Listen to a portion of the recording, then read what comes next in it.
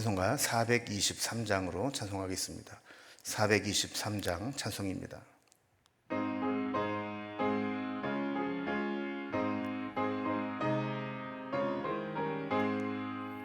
먹보다도 더 검은 죄로 물든 마음이 흰 눈보다 더 이게 깨끗하게 씻겼네. 주의 보혈 흐르는데 믿고 뛰어나가 주의 은혜 내가 입어 깨끗하게 되었네. 모든 의심 걱정과 두려움이 사라져 슬픈 탄식 변하여 기쁜 찬송 되었네.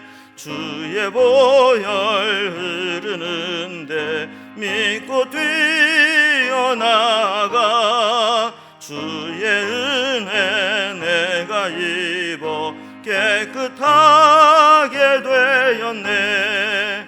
세상 부귀 영화와 즐겨하던 모든 것 주를 믿는 내게는 분토만도 못하다.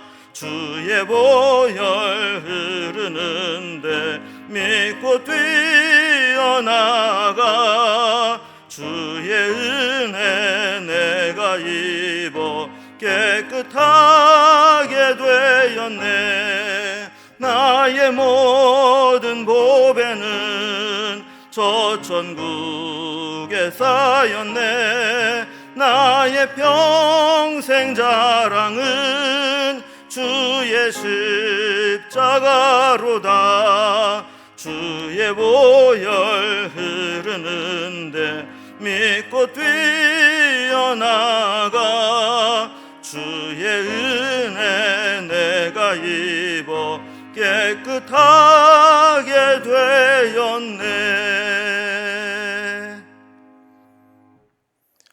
하나님 말씀은 이사야서 29장 15절에서 24절까지 말씀입니다.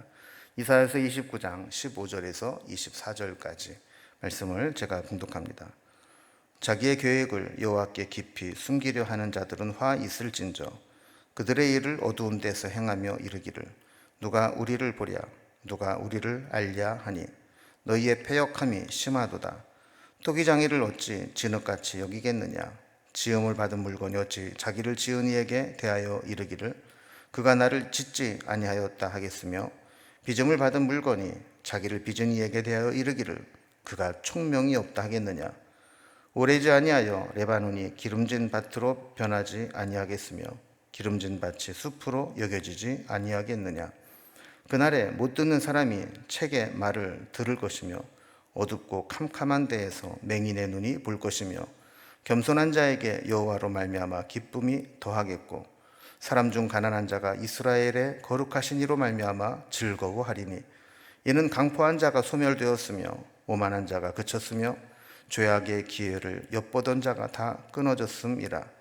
그들은 송사로 사람에게 죄를 씌우며 성문에서 판단하는 자를 올무로 잡듯하며 헛된 일을 의인을 억울하게 하느니라. 그러므로 아브라함을 구속하신 여호와께서 야곱 족속에 대하여 이같이 말씀하시되 야곱이 이제는 부끄러워하지 아니하겠고 그의 얼굴이 이제는 창백해지지 아니할 것이며 그의 자손은 내 손이 그 가운데에서 행한 것을 볼 때에 내 이름을 거룩하다 하며 야곱의 거룩한 일을 거룩하다 하며 이스라엘의 하나님을 경외할 것이며 마음이 혼미하던 자들도 총명하게 되며 원망하던 자들도 교훈을 받으리라 하셨느니라. 아멘. 지난 시간에 살펴본 내용들을 보면 이스라엘 백성들은 겉으로는 외형적으로는 하나님을 예배하고 제사하고 하는 형식적인 그런 모습은 철저하게 지킨 것처럼 보이지만 사실 그것이 종교적인 위선이었고 형식에 불과했다라는 것을 살펴보았습니다. 자, 그러면서도 한편으로는 또 하나님만 의지하지 못하고 아수르의 침략에 대항해서 애굽과는 동맹을 맺고 애굽을 의지하면서 애굽의 힘을 힘입어 아수르의 침략을 면해보겠다, 이렇게 애굽을 의지해 왔습니다. 하나님은 이들의 은밀한 계획을 책망하십니다. 그러나 책망에 그치지 않으시고 그들의 잘못을 책망하신 후에는 다시 회복해 주시겠다고 약속해 주십니다. 자, 그러면서 진흙이 토기장이의 손에 맡겨야 아름답게 빚어지듯이 그들도 하나님께 맡기고 하나님을 의지해야 한다는 겁니다. 하나님은 어제 본문을 이제 마무리하면서 그렇지 못한 이스라엘 백성들을 심판하겠다, 이렇게 말씀을 했는데, 종국에는 맹인의 눈을 여시고 상한 자들을 회복하시며 야곱의 부끄러움을 씻어주시는 하나님의 놀라운 역전을 오늘 말씀을 통해 선포하고 있습니다. 오늘 본문을 이제 단락별로 좀 구분을 해보면, 먼저 15절과 16절은 하나님을 속이려고 하는 자들의 어리석음을 지적합니다. 그리고 17절부터 21절까지 보면 하나님께서 저들을 심판하신 후에는 회복하시고 또 공의가 실현되게 되는 위대한 반전을 이룰 것이다 라고 말씀을 하시죠. 그래서 22절에서 24절까지는 결국 저들이 부끄러움 당했던 것을 다 씻어주시고 저들을 부끄럽지 않게 만들어 주실 것이다 하는 말씀입니다.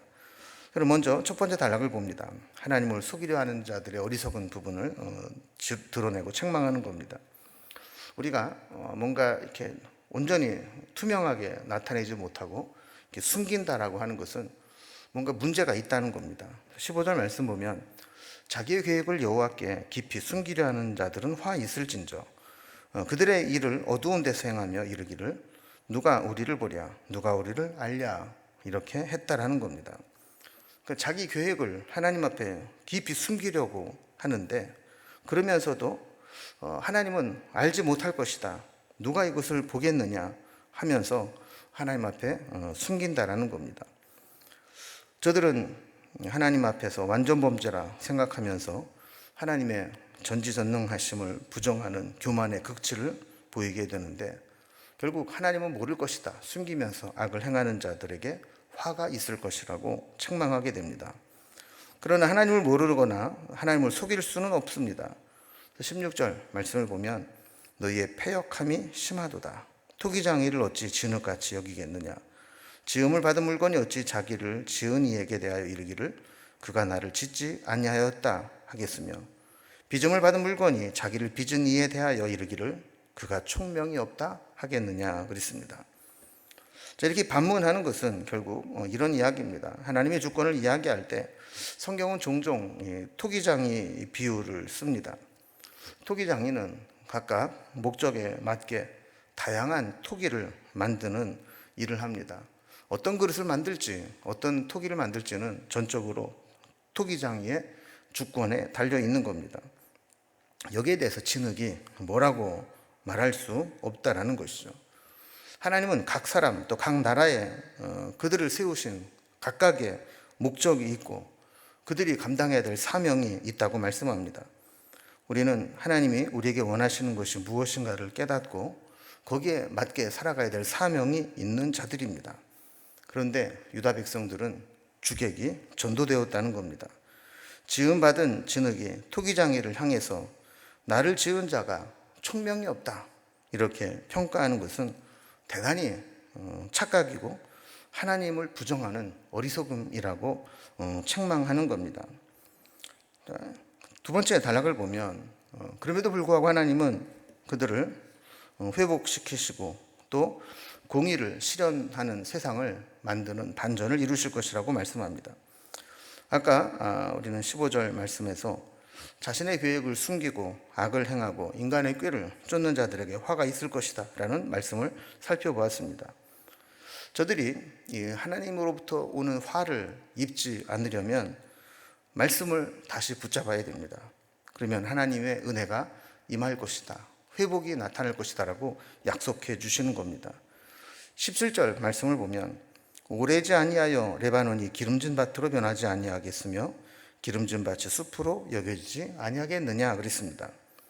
원래 레바논은 우거진 숲과 거기에 자라는 레바논의 백향목 이런 것들이 자랑이었습니다. 그런데 아수르의 침략으로 가장 큰 피해를 입은 것 중에 하나가 바로 이 레바논의 숲이었습니다. 그런데 하나님의 회복의 은혜가 임하면 이렇게 황폐한 레바논의 숲이 오래지 않아서 기름진 밭으로, 그리고 또 시간이 지나면서 다시 울창한 숲으로 바뀌게 될 것이라고 말씀하는 것이죠.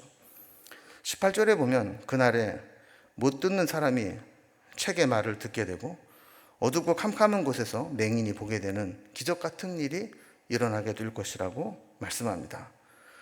10절에서는 하나님의 심판은 하나님이 깊이 잠들게 한 영을 부으셔서 눈이 감기고 깨닫지 못하게 하심이라고 했습니다. 그런데 하나님의 은혜가 임하게 되면 말씀을 깨닫게 되고 또 말씀을 깨달음으로부터 회복과 치유의 역사가 일어나게 된다고 말씀하는 것이죠. 그럼 누구에게 이런 회복과 치유의 역사가 나타납니까? 19절에 보면 겸손한 자에게 여호와로 말미암아 기쁨이 더하겠고 사람 중 가난한 자가 이스라엘의 거룩한 이로 말미암아 즐거워하리니 그랬습니다. 여기에 겸손한 자와 가난한 자는 세상이 어떻게 흘러가든 오직 하나님의 구원만 바라보며 겸손하게, 그리고 그 결과로 가난하게 살아온 자들을 말하는 것입니다. 구원받기 전에는 그저 가난하고 비참하게 사는 것처럼 보였지만 하나님의 구원과 회복을 경험하게 되면 가장 먼저 그 하나님 주시는 회복의 기쁨과 즐거움을 맛보게 되는 자들이 된다는 겁니다. 어떻게 그 기쁨과 즐거움을 맛보게 됩니까? 20절에 보면 이는 강포한 자가 소멸되었으며 오만한 자가 그쳤으며 죄악의 기회를 엿보던 자가 다 끊어졌음이라 그랬습니다. 그러니까 강포한 자, 오만한 자, 죄악의 기회를 엿보던 자는 다 믿음으로 살려고 했던 하나님 백성들을 핍박했던 자들입니다. 그러나 하나님의 구원은 결국 그렇게 믿음의 사람들을 핍박했던 자들을 다 소멸시키고 그들을 다 끊어버리시겠다는 것으로 나타나게 됩니다.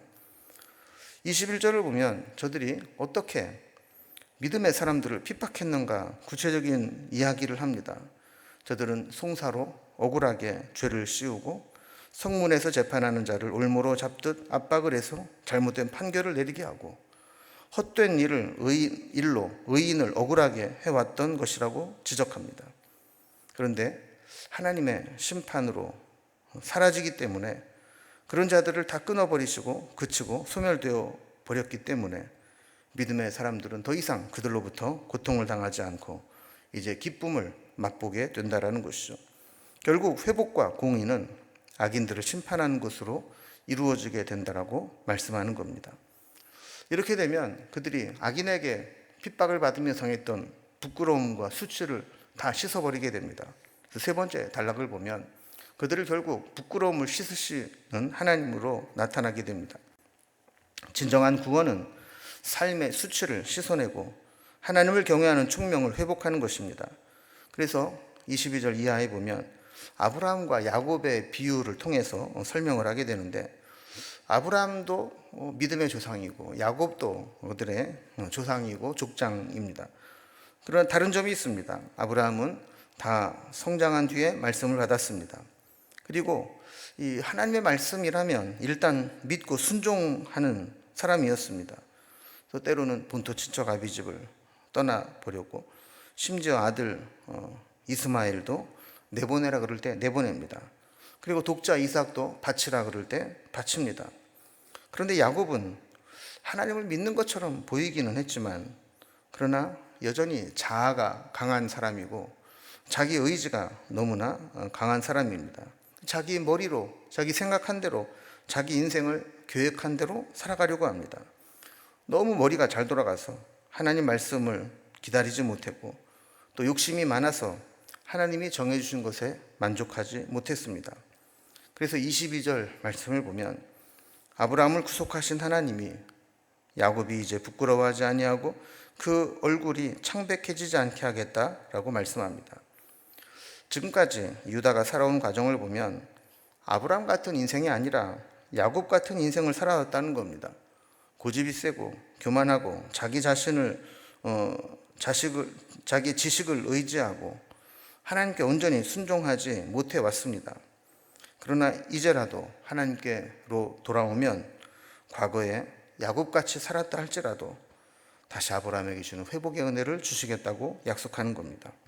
또 23절 말씀에 기록된 것과 같이 그의 자손은 내 손이 그 가운데 생한 것을 볼 때에 내 이름을 거룩하다 하며 야곱의 거룩한 일을 거룩하다 하며 이스라엘 하나님을 경외할 것이라 이렇게 말씀하고 있습니다. 그래서 24절 말씀과 같이 마음이 혼미하던 자들도 총명하게 되고 원망하던 자들도 교훈을 받을 것이라고 말씀하는 것이죠.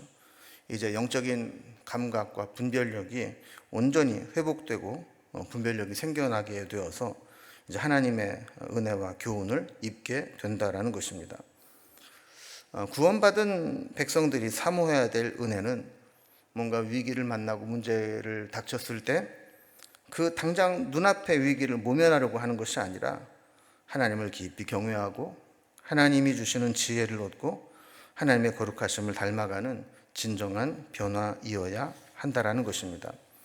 오늘 이 말씀을 통해서 우리는 하나님 앞에 숨기려고 한다고 숨겨지는 것이 아니기 때문에 우리의 잘못과 부족함이 있을 때 솔직하게 고백하고 하나님이 우리를 회복해 주시고 또 공의를 실현시켜 주셔서 우리가 예전에 하나님을 온전히 의지하지 못했을 때 당했던 부끄러움을 하나님 이제는 다 씻어주시는 은혜를 맛보게 되기를 주님의 이름으로 기원합니다. 기도하겠습니다.